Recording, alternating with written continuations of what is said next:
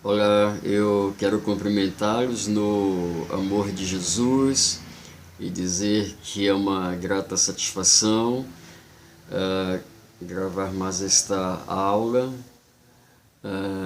do curso de Apologética do Instituto de Ensino Teológico e Treinamento Ministerial Ágape, e quero cumprimentar a todos os alunos no amor de Jesus. Nós vamos encerrar o nosso primeiro capítulo da doutrina de apologética falando sobre a doutrina da inspiração afirmada pelas próprias Escrituras. Nós vamos entender e fazer a nossa conclusão, melhor dizendo, como última parte do capítulo 1 do nosso curso. Bom, reivindica a Bíblia infalibilidade para si mesma? Às vezes tem sido levantado o argumento de que as próprias Escrituras não reivindicam sua própria infalibilidade, mas a investigação cuidadosa demonstra que quando o assunto é ventilado, assevera-se o fato de sua absoluta autoridade como sendo a infalível palavra de Deus. Temos algumas referências bíblicas que sustentam esta doutrina. E a primeira referência bíblica que nós temos, capítulo 5 do Evangelho de Jesus, segundo escreveu Mateus, a Bíblia diz assim: porque em verdade vos digo, até que o céu e a terra passem, nenhum i, ou seja, a letra menor do alfabeto hebraico, ou um tio, um traço que faz a distinção entre certas letras hebraicas, então até nem um i ou um tio jamais passará da lei. Isto é, o Antigo Testamento. Até que tudo se cumpra, palavras de Jesus Cristo. Isto indica que não somente os pensamentos transmitidos pelas Escrituras, mas as próprias palavras individuais, como veículos válidos destes pensamentos, e conforme sua própria soletração, são dotadas de verdade infalível e seguramente serão cumpridas e realizadas. A segunda referência bíblica que nós temos, João capítulo 10, verso 35, diz: e a Escritura não pode falhar.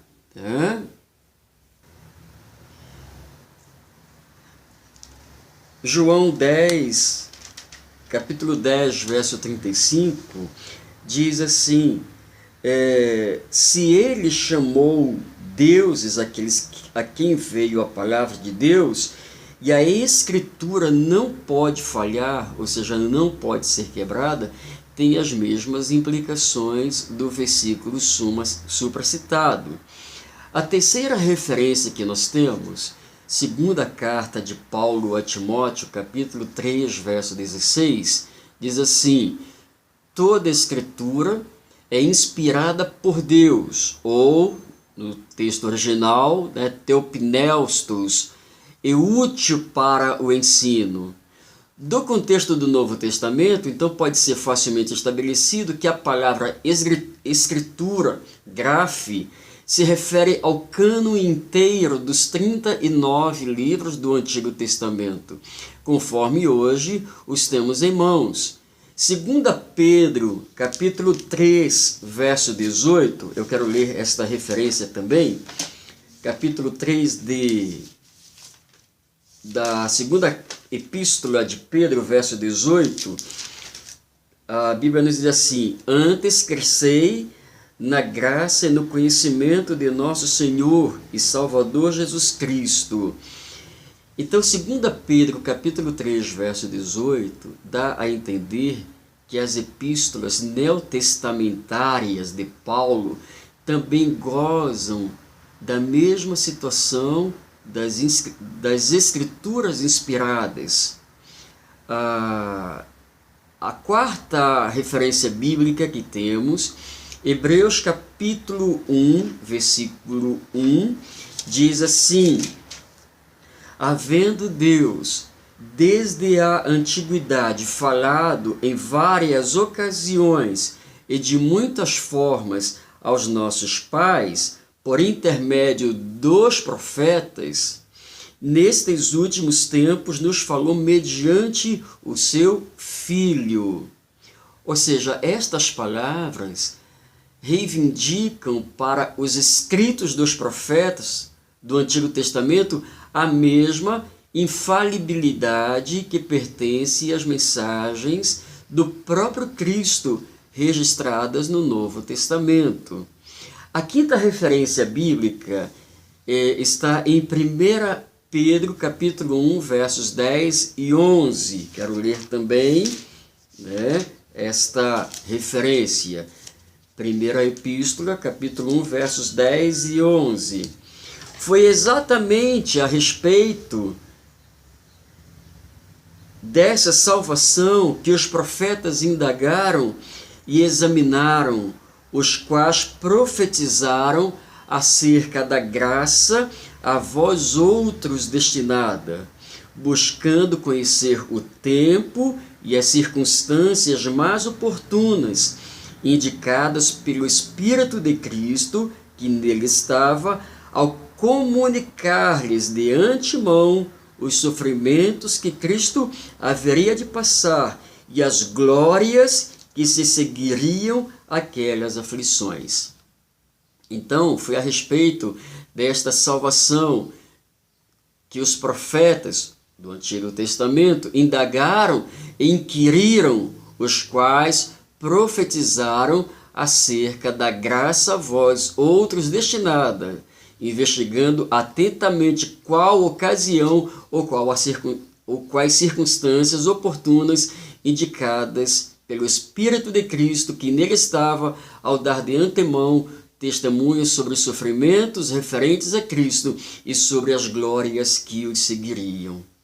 Ou seja, então está implícito aqui que o Espírito Santo estava nos autores do Antigo Testamento e que ele os guiou para que compusessem palavras de verdade infalível, cujo cumprimento era garantido, ainda que os autores humanos não entendessem plenamente tudo aquilo que as palavras divinamente orientadas realmente significassem.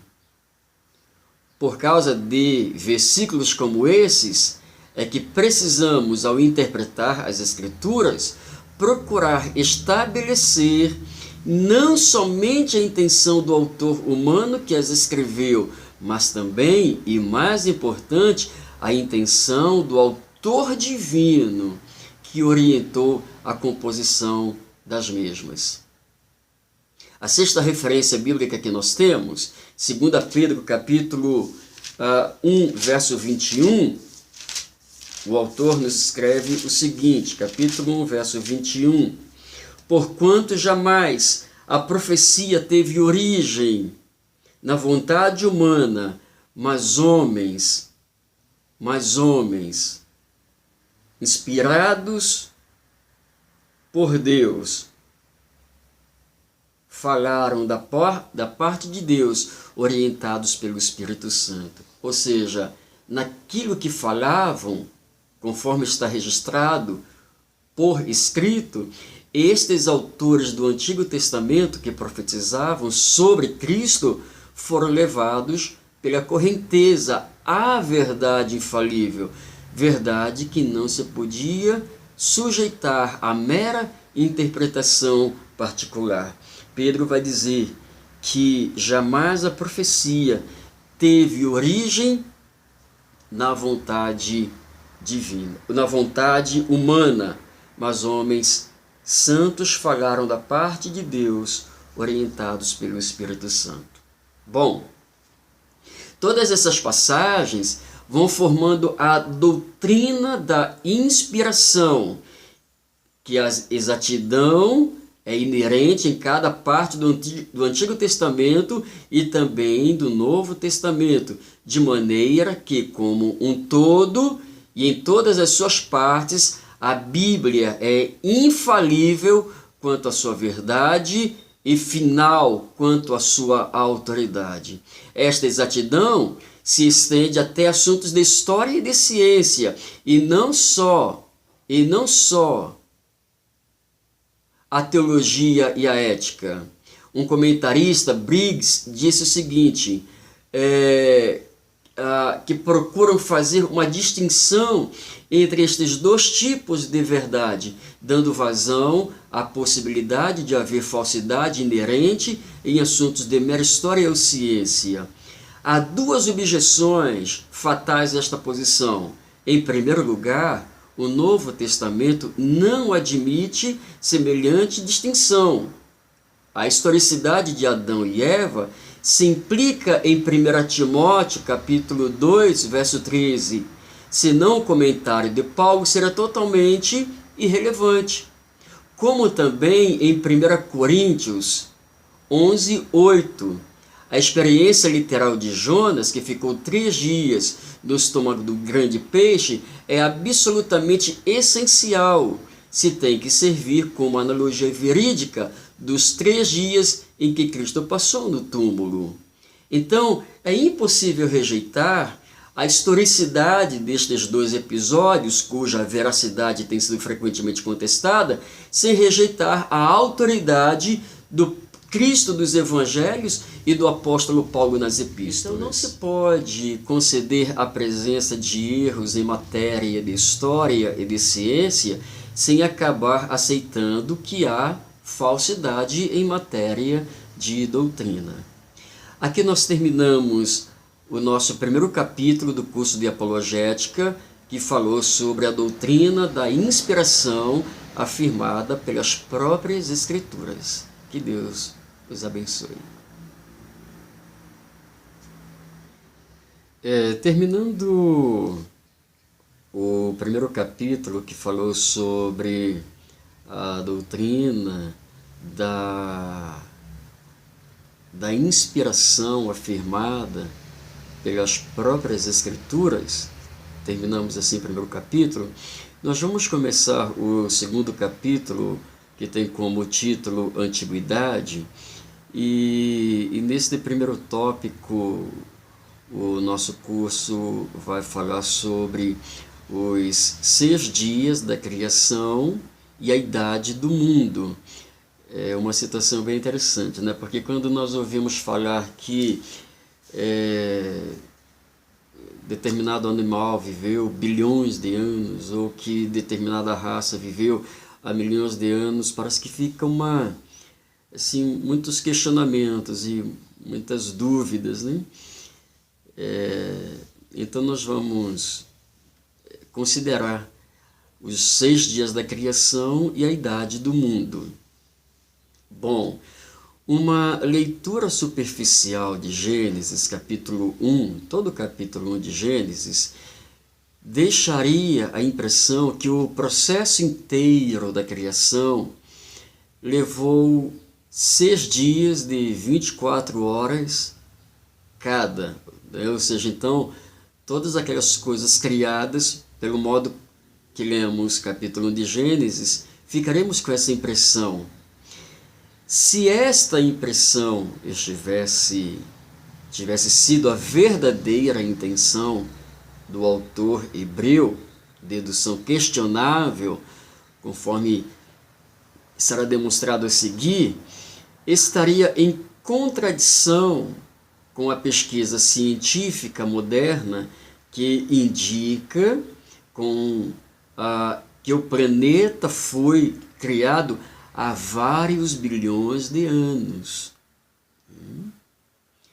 No século XIX, a evidência principal em favor desta extrema antiguidade, que era, porém, computada como sendo muito menos do que é atualmente, achava-se no ritmo pela qual a sedimentação de água é depositada em termos modernos. No Golfo do México, a sedimentação se deposita na média de alguns poucos centímetros ao ano, mas camadas sedimentadas chegam até 9.000 metros foram achadas, indicando uma passagem de bem mais do que 100.000 anos.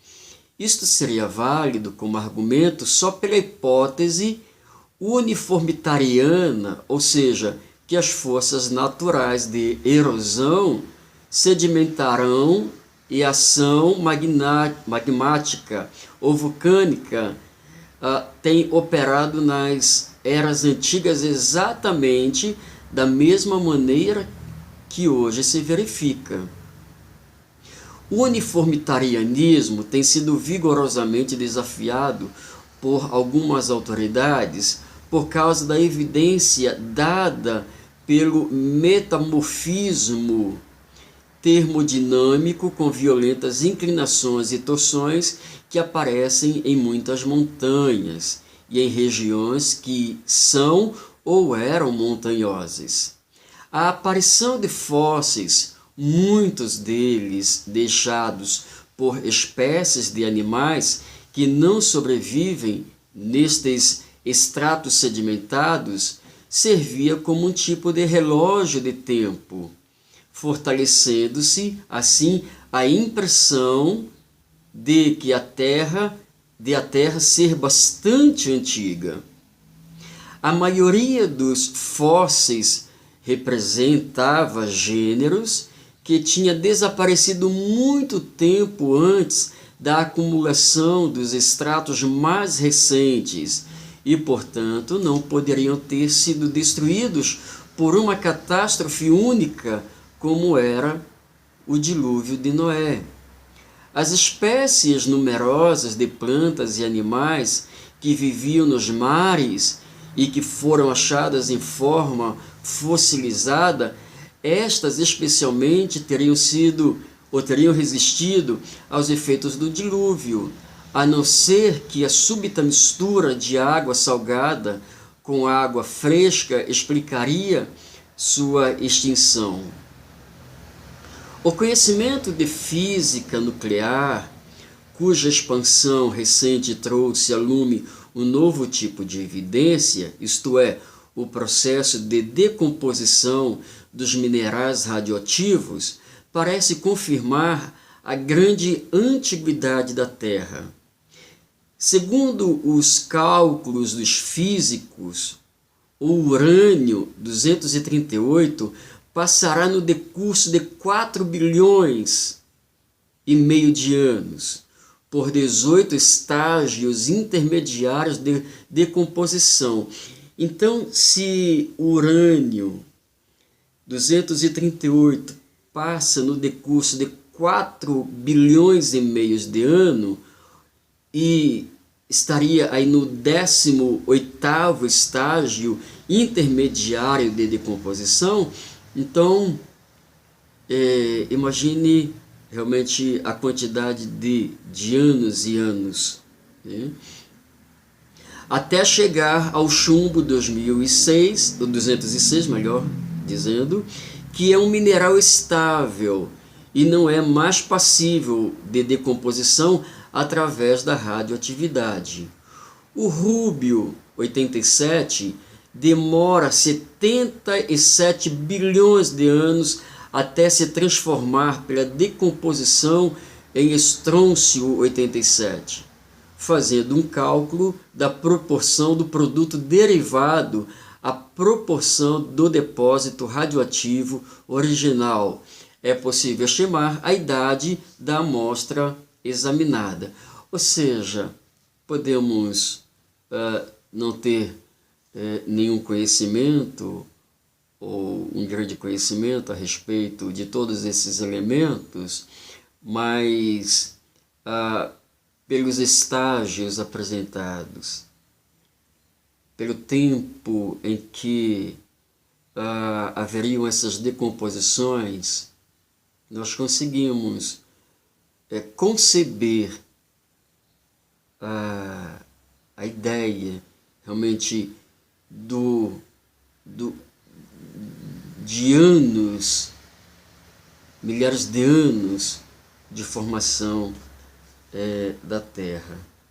Os geocronologistas mais recentes aperfeiçoaram técnicas que eliminam, em grande parte, os fatores possíveis de erro, tais como a presença do mineral derivado já na época na qual o próprio isótopo radioativo foi depositado, ou também o derrame de porções da amostra causada por causa da atuação aquática subterrestre. Preferem eles utilizar 2 ou 3 isótopos radioativos diferentes quando se podem achar no mesmo depósito, para assim averiguar a exatidão dos resultados computados de cada amostra em decomposição.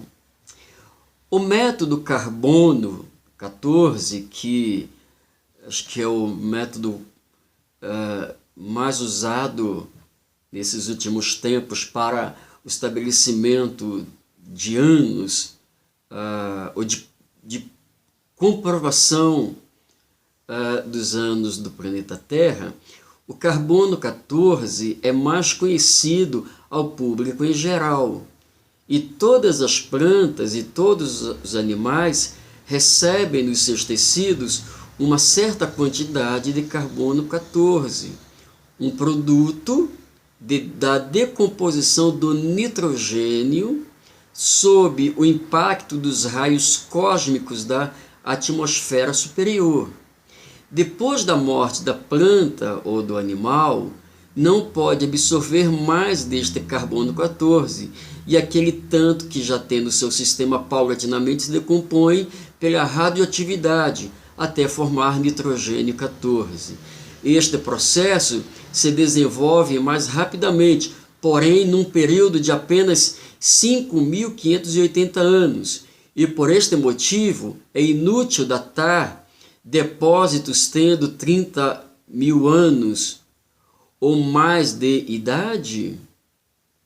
Será que um intervalo de tempo tão enorme, 5 bilhões de anos ou mais, de acordo com certas estimativas feitas, é claro que dentro da hipótese uniformista, será que pode ser reconciliado com os 6 dias da criação, segundo Gênesis capítulo 1? Isto depende inteiramente da interpretação da palavra hebraica ion, ou seja, dia. Então, há 3 teorias alternativas atualmente defendidas pelos estudiosos bíblicos quanto a estes dias. 3 teorias alternativas defendidas pelos estudiosos bíblicos quanto a esses dias. Vamos vê-los. Então, as 3 teorias alternativas atualmente defendidas pelos estudiosos bíblicos, essas 3 teorias são: primeiro, a palavra íon representa um dia literal de 24 horas.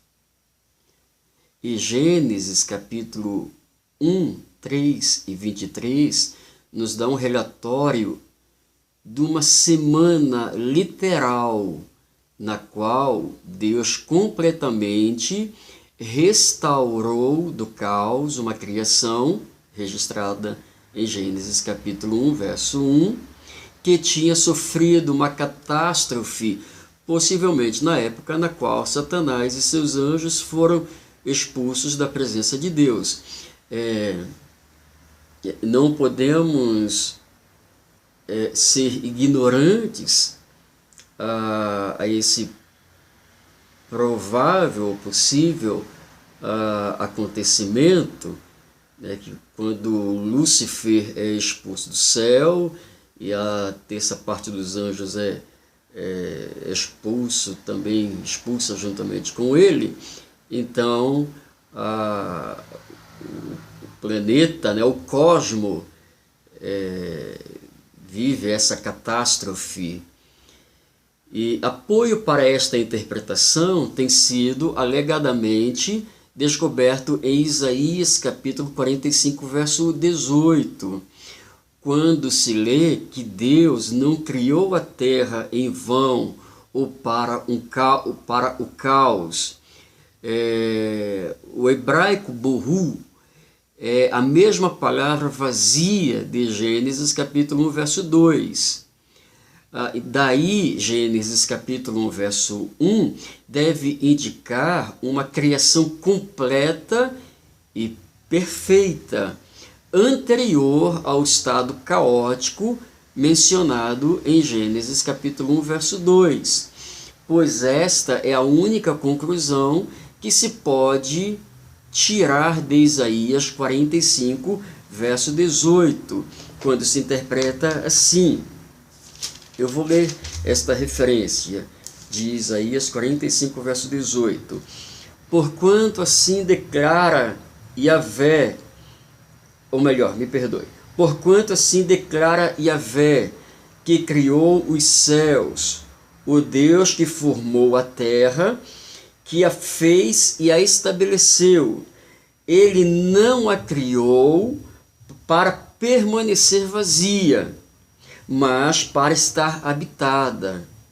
Eu sou Yahvé, o Senhor, e não o outro. Então,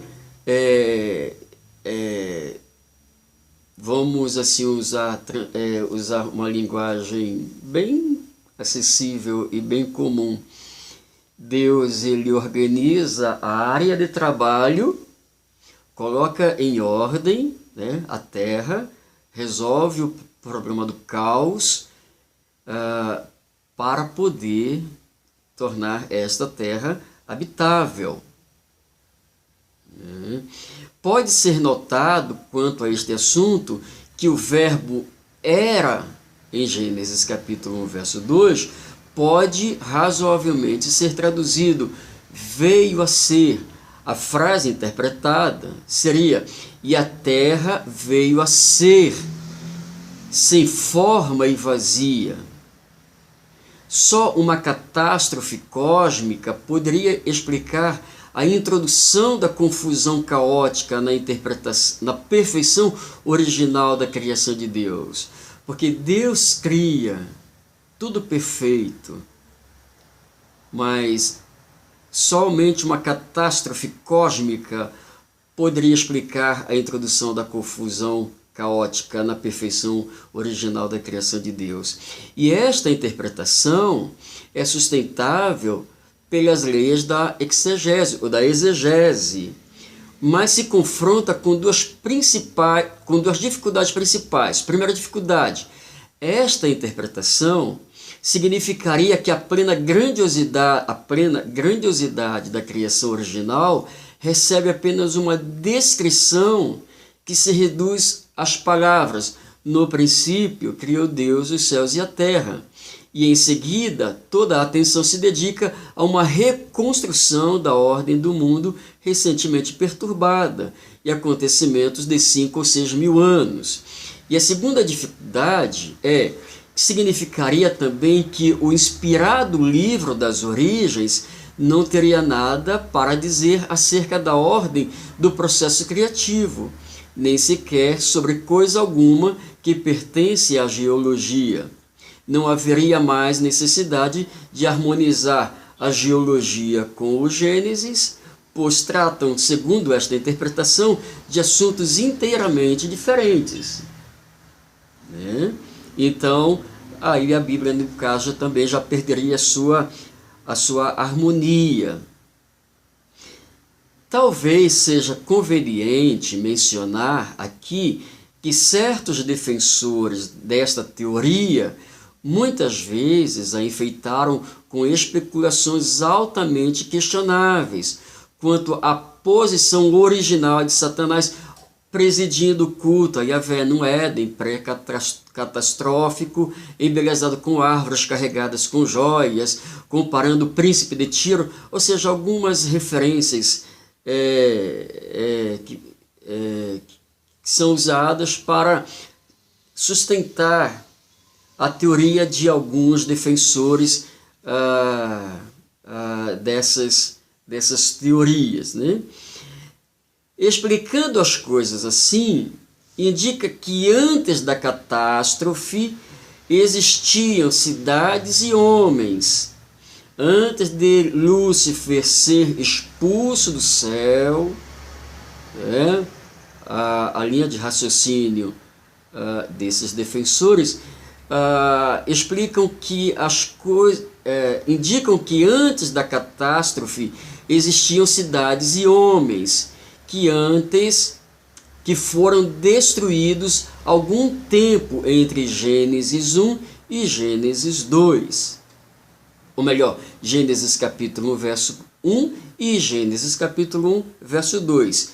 Embora Jeremias 4, 23, 26 aparentemente descreve uma cena profética de uma catástrofe vindoura. E estes enfeites são incluídos no livro As Épocas Mais Antigas da Terra, a primeira edição de 1876, e embora não façam parte essencial da teoria da catástrofe naturalmente. Tá? Bom, a segunda parte das três teorias é que o íon representa um dia na revelação.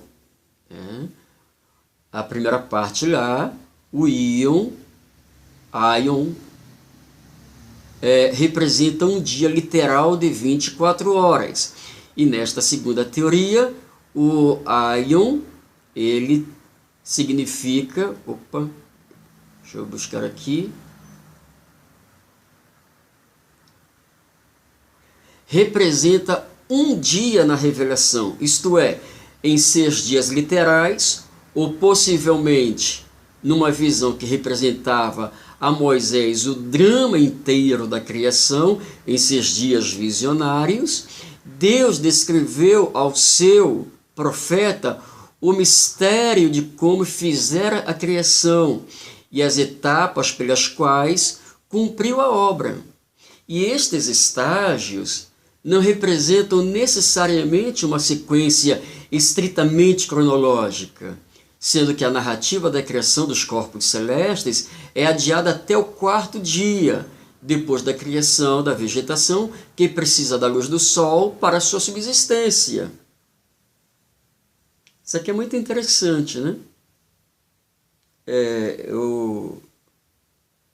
Quando a Bíblia diz assim, e disse Deus,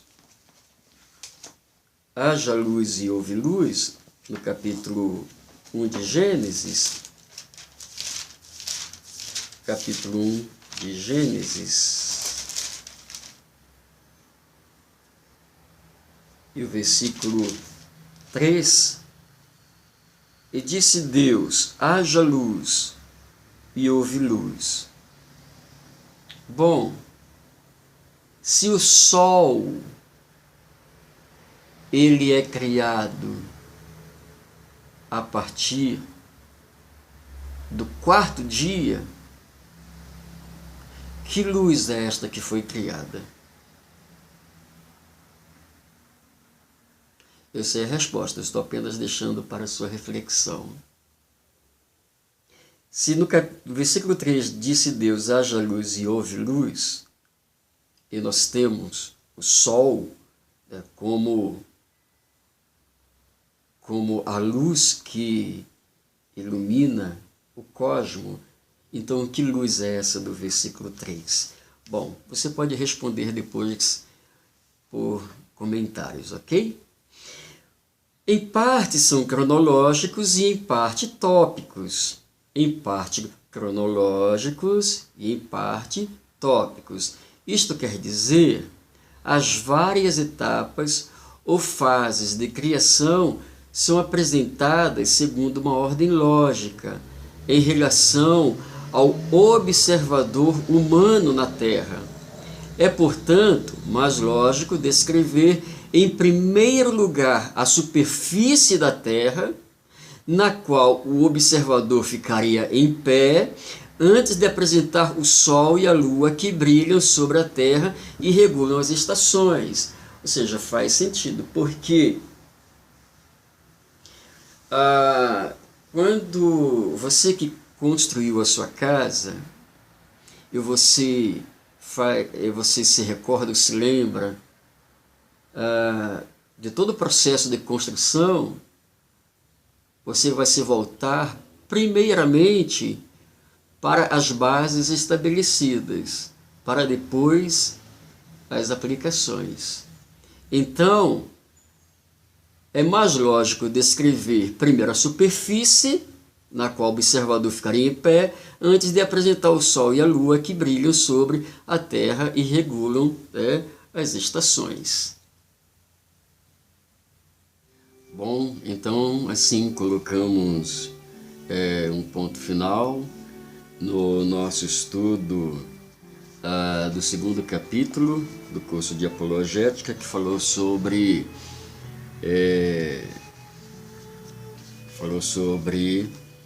o Gênesis, a idade do mundo e a criação. Que Deus os abençoe e voltaremos na próxima semana.